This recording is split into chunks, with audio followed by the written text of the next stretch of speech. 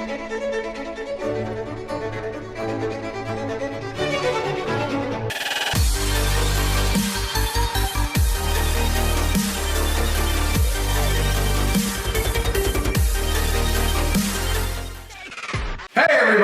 welcome back to Cinema Brawls and Merry Fetching Christmas. This is Matt, this is Daniel, I'm Jake, and we also have special guest stars Megan and Katie behind the camera with us today, which will be a lot of fun. I'm sorry, did you have something? No.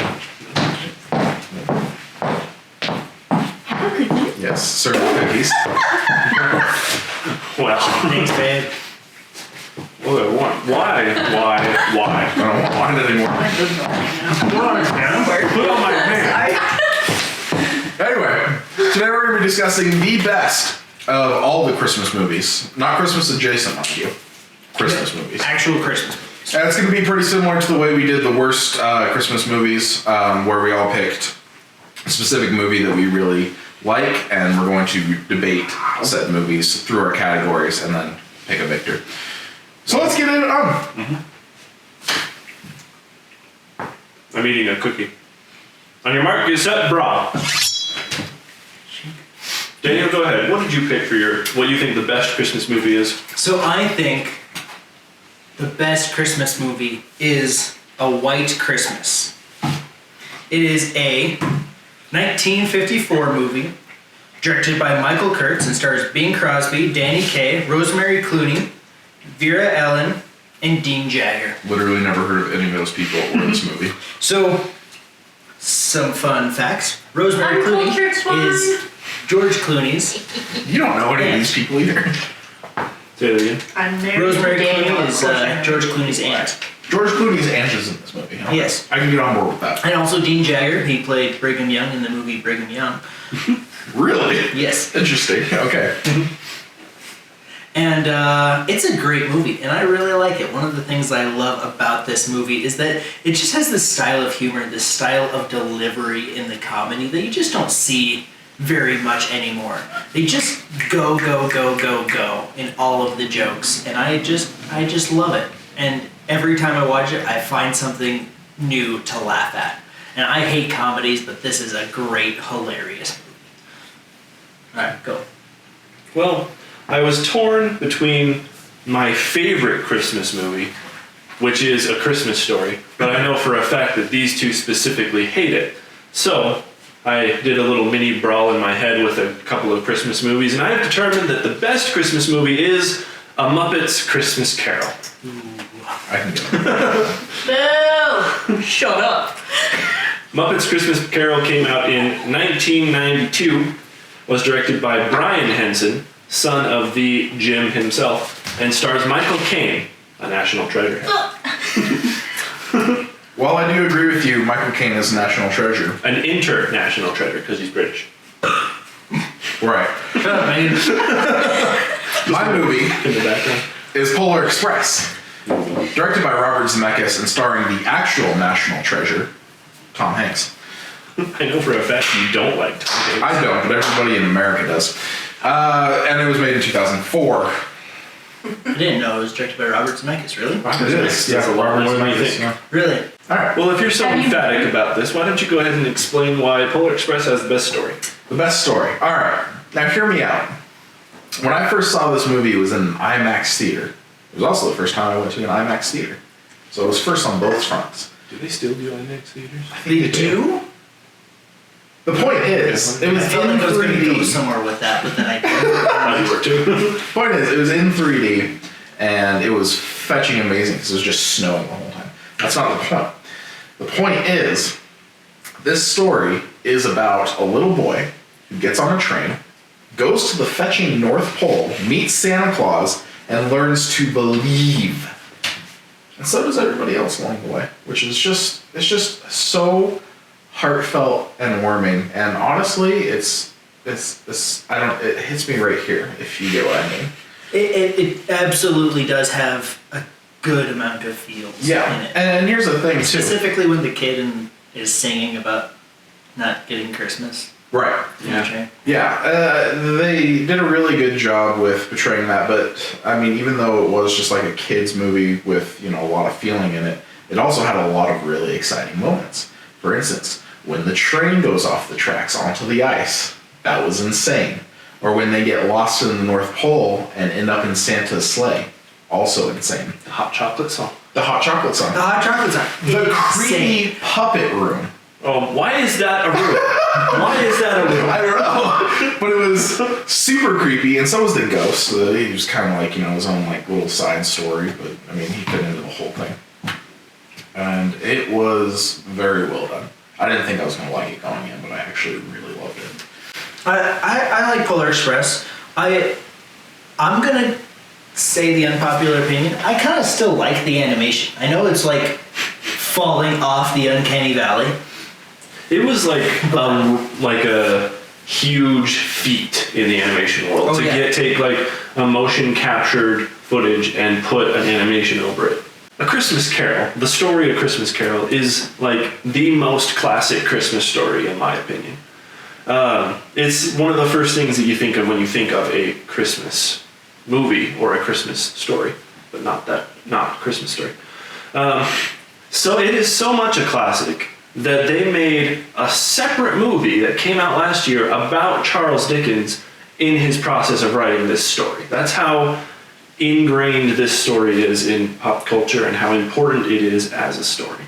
And it's just, I don't know, it's just a good story. Obviously it's about Ebenezer Scrooge, who's a very mean and evil businessman type who gets visited by some spirits so he can become a better person, and he does.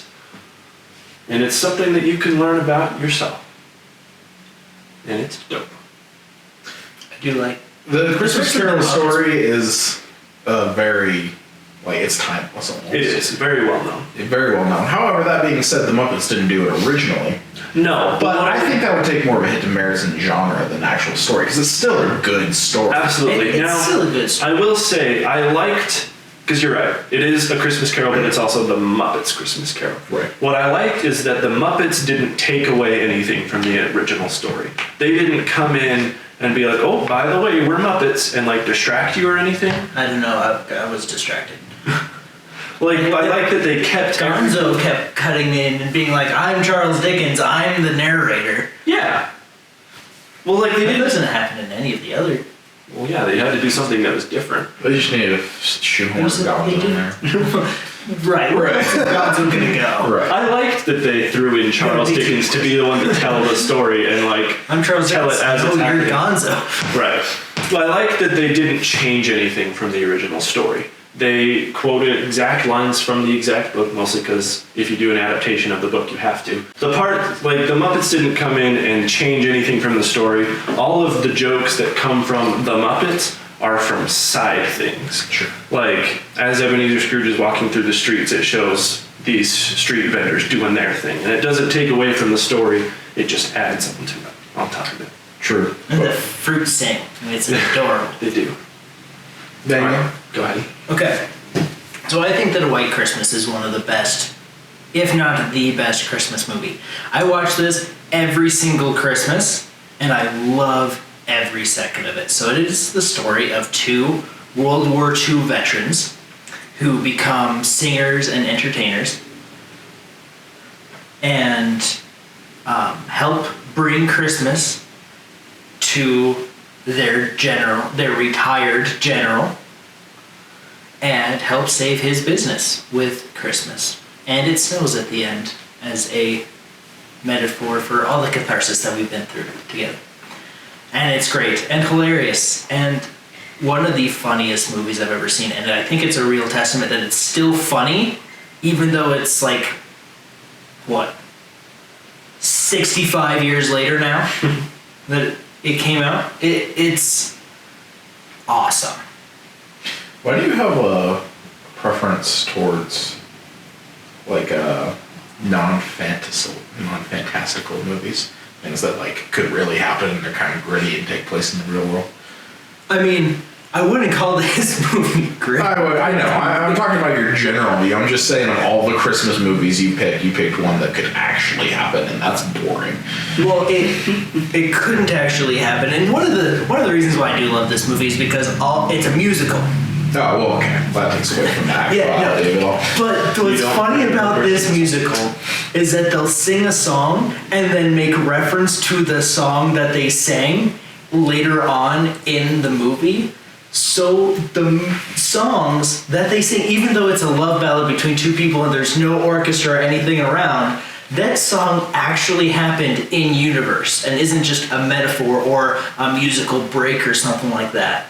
Because like there's the part where they sing, like Bing Crosby and Rosemary Clooney sing their love song together as their feelings are starting to grow. And then later on, it shows them like still writing the song to sing together.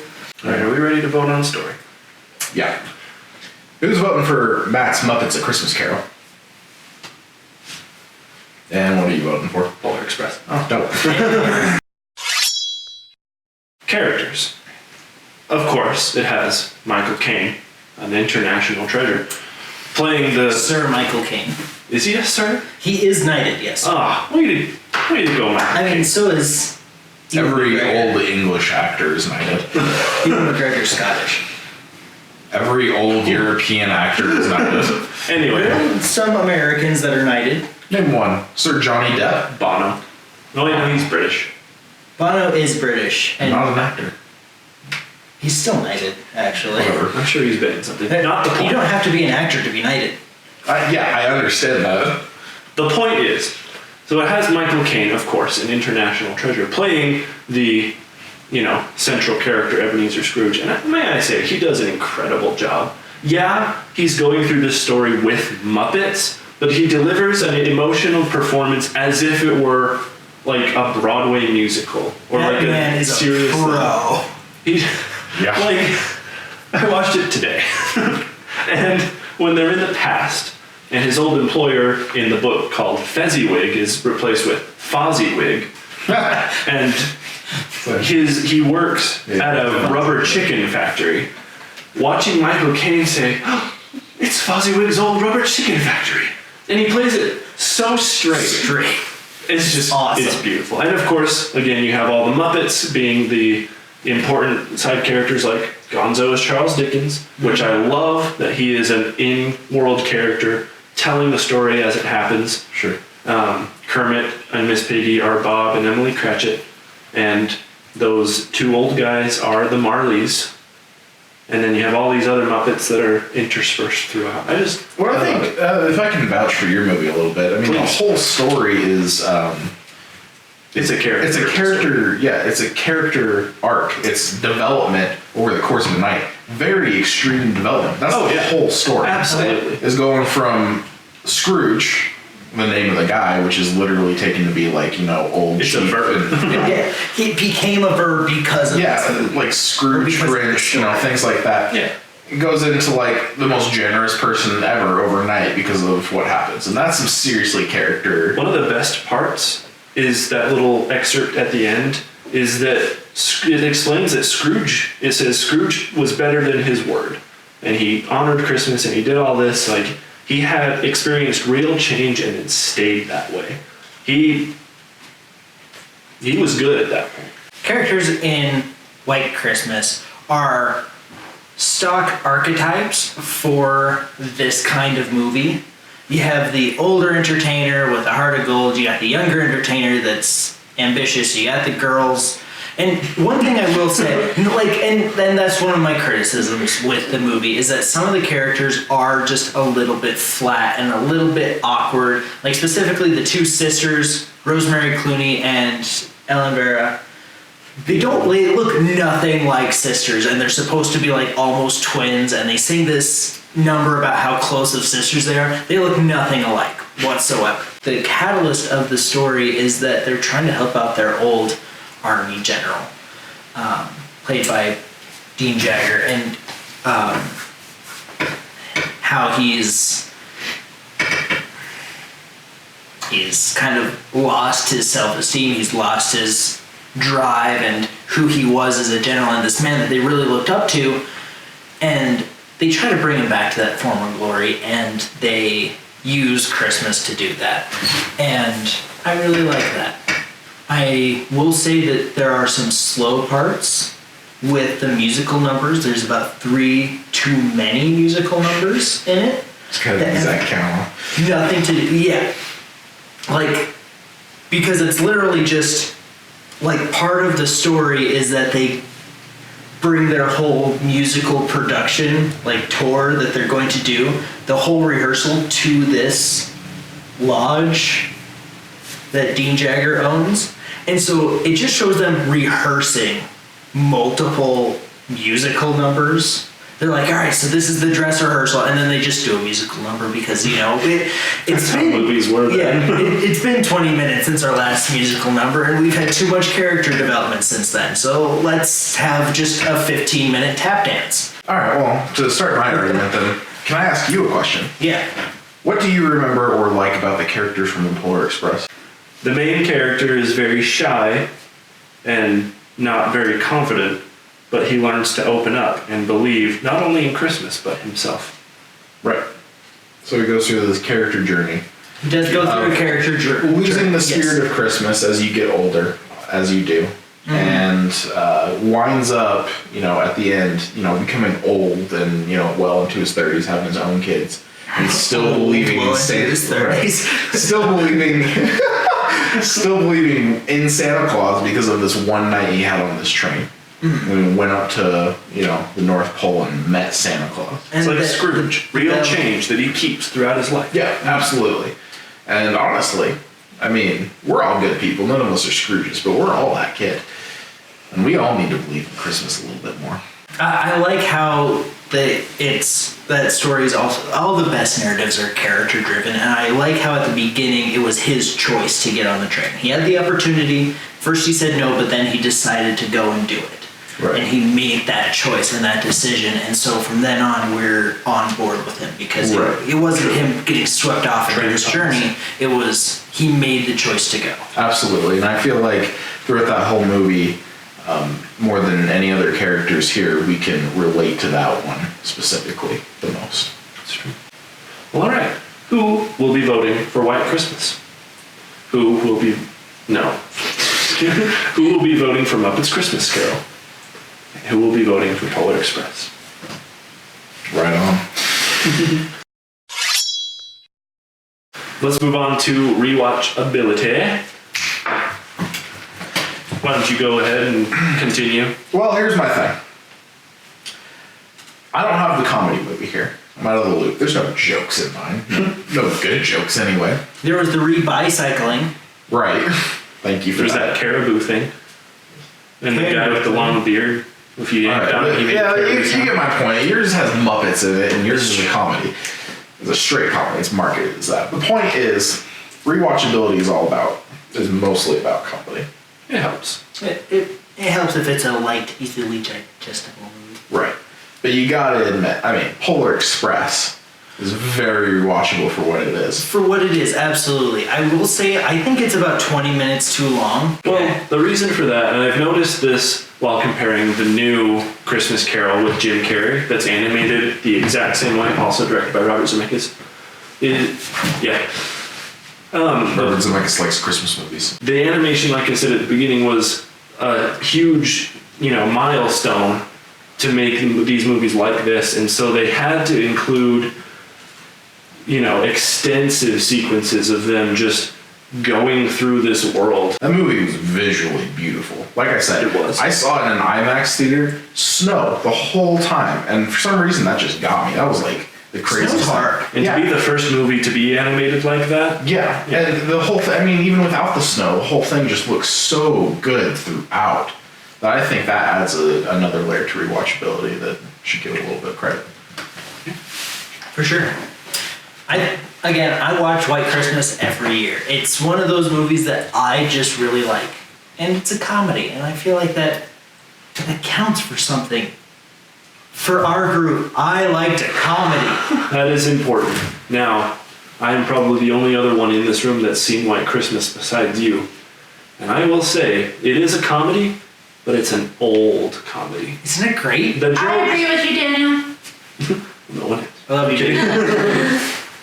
The jokes are Hilarious. just because they talked really fast and made commentary about the fact that they just did a 15-minute long musical sequence. And it is funny, but I don't know. It doesn't age as well for me.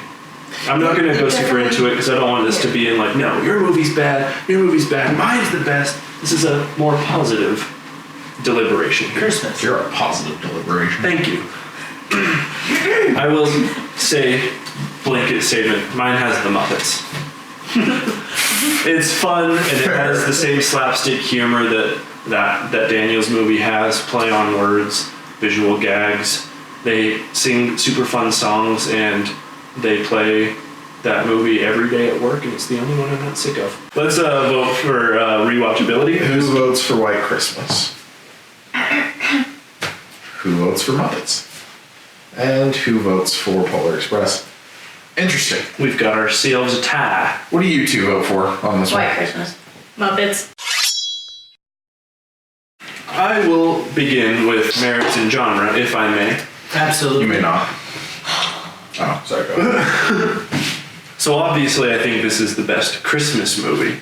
I also think this is the best version of A Christmas Carol, because the only other contenders really are the Robert Zemeckis animated one or the 60s one. I also think this is the best Muppets movie ever. Second only probably to Muppets Treasure Island. This was the last movie that Jim Henson himself worked on before passing away. He passed away in 1990. Jim Henson. Dang.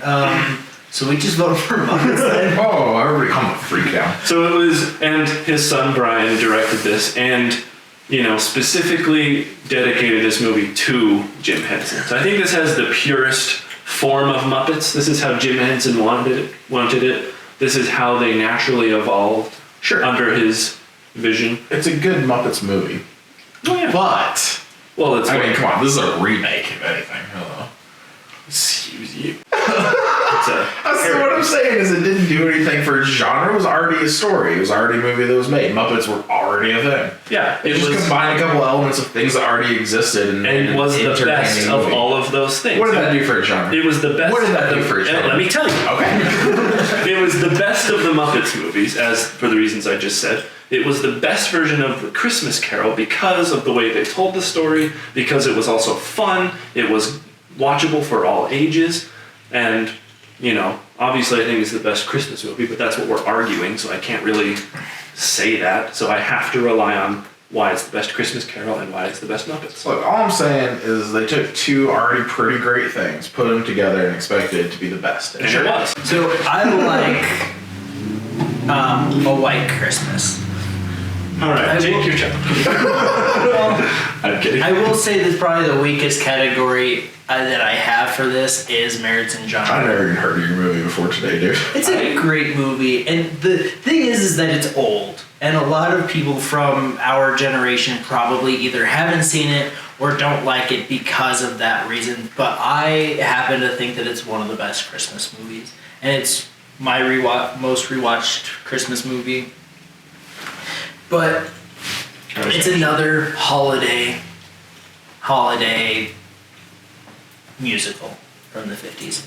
Well, Anyway, go Jake. right, so you got Polar Express, which is granted much newer than your guys' movies, but it's still 2004. Yeah, I mean, that's still 15 years after yours, and 40 years after yours? 2004? 2004. It's 50 years after. Right. It's much newer. It's still kind of old though. And it's been doing a pretty good job of staying the test of 15 time. years. Yeah, it's 15 years old now. Josh Groban's voice is still fantastic. Right, and I'm saying is people still look to that as a Christmas movie. I will say, I've watched it quite a bit. Sorry. Yeah. no, it's That's what I'm saying. So at the very least, I mean, it's influenced the last 15 years heavily. I don't think so, actually. I don't think it's influenced as much. People watch it, but the only other thing that's come from it that's been influenced by that is the Christmas Carol with Jim Carrey, directed by the same guy. The problem is there's just so many Christmas movies that come out every year. That makes my point. This one was still getting watched. That's the thing, is it wasn't the first When was the one. last time you watched Jack Frost? That's an entirely separate video. No joke. You're gonna be disappointed in our last video then. It's just not the first one I think of, but that's not necessarily a slight against that movie. It's just because there are so many Christmas movies that I just think of first. Like The Grinch, or Christmas Story, or Elf. True, but Polar Express is I do still like out Grinch. there. Oh, of course. When was the last time you thought of his movie? I haven't. Well, Daniel does talk about it a lot, so. I think it's funny. I don't doubt that makes me laugh. it's funny. I'm just saying, at the very least, I'm beating you. You should really watch the movie before you vote on it. Yeah, let's go take a break and do that right now. I'm just kidding. And we're back. Alright, I know what I'm voting for. Alright, I think I know what I'm voting for. Yeah. Are you voting for his movie? Yeah. Yeah, me too. Cool. What are you voting I was for? still gonna vote for White Christmas. You're a I gotta vote. He needs a vote, and again, a very popular Christmas song came from that movie. I'm dreaming. Alright, that's enough of that. Yeah. My category's time to shine. It's our last category, emotional impact. What are you talking about? Your category. I've got this one in the bag. Your category has no emotion. Your movie? My movie has nothing but emotion. His movie's an emotional roller coaster. Alright. Literally, Sure. But mine's got you beat. For the same reason I described in character development. My movie is emotion. The whole time. so here's the thing. The lesson that he learns is a good one, and it's one we should all learn, and we can project ourselves onto it. But it's also you more won. relatable. That's why you won the characters category. But the change, the emotional change, what? Going for it. The emotional change went from, 0 to believing. Scrooge went from the opposite end of the spectrum to all the way up here. Santa. A lot more of a change.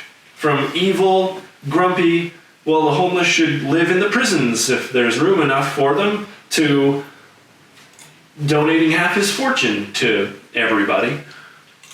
A lot more of a change, a lot more emotion, and again, Michael Caine delivers it But beautifully. here's the thing. Because you connect to my character more, and I vouch that you absolutely do, throughout the whole movie, it's more of an emotion, or it brings out more of the emotion in you when he, gets picked to meet Santa Claus, or he goes through anything he does in the movie, because you're able to be put into that character's shoes. Sure. Scrooge, you just watch an old grumpy dude and you think, well, I've never been like this, but it's nice that he's changing. Sure. I have never been an old grumpy dude. Right. I'm saying is my emotion is steady throughout the movie. What? Katie's been an old grumpy dude. I knew it. It's true. Sure. I think that from my perspective, I know I'm out of this. Yeah, so you get to pick here. I think that I like Polar Express. I still don't totally love it. And I feel like it's better that a Muppets has a range of emotions up and down versus just your couple of highs. Mine has a range of emotions. Pick any emotion on the spectrum. Except autism. That's not an Alright, bro, you gotta cut That's that. not an emotion. Yeah, cut that out. Cut that out. And restart. Pick any emotion on the spectrum. Anger. Anger. Alright. Aha! No, I got it. Remember the ghost dude? Yeah. He showed it. You don't remember him? I have no idea. When you said ghost earlier, I'm like, crap, there was a ghost? Yeah, there's a ghost on top of the train. Also played by Tom Hanks. Gives him a cup of joe. Oh, yeah. Right. Alright. Now, while I admit that the main character doesn't go through a ton of anger himself, he does have the fear of having to deal with the anger of that ghost, which is actually pretty terrifying while watching it. That's right after the puppet room where it's all creepy and the ghost is like kind of screwing with him. That was terrifying in its own way. And But that, that is you know what that puppet was? What? Scrooge. Yeah. I can see. I got nothing for that.